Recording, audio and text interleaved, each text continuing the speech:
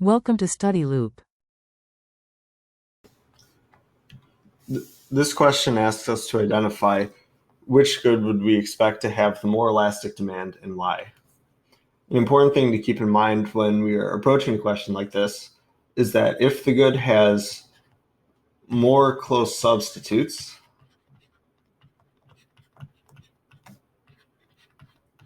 then consumers are in a better position to respond to price shocks to the original good. In other words, more close substitutes usually implies more elastic demand. So let's look at part A. In part A, we're comparing textbooks to mystery novels.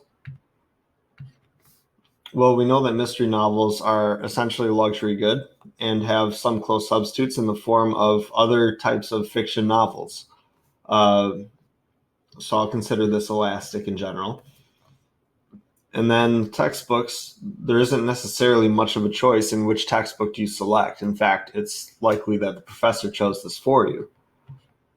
So we would consider this inelastic, or at very least more inelastic than mystery novels. So in terms of which one has more elastic demand, it'd be mystery novels.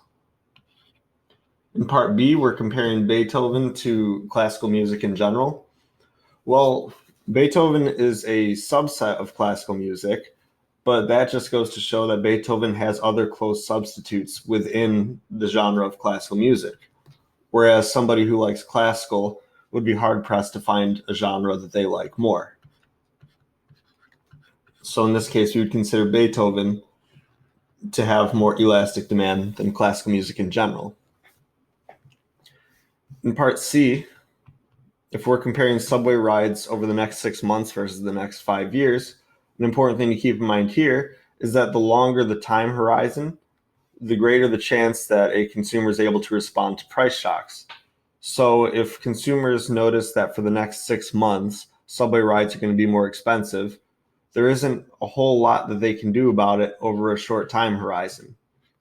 However, if they know that for the next 5 years, subway rides are going to be more expensive, well, they can probably start planning a bus route or to purchase a bike or some other means of transportation. There's a longer time horizon so they can plan for the price shock or adjust to it. In which case, subway rides over the next 5 years would have more elastic demand in general than subway rides over the next 6 months. And then finally, in part D, root beer would be considered, at least with respect to water, a luxury good. Root beer you can more easily do without than you can water. And so in this case, we would consider root beer to have the more elastic demand.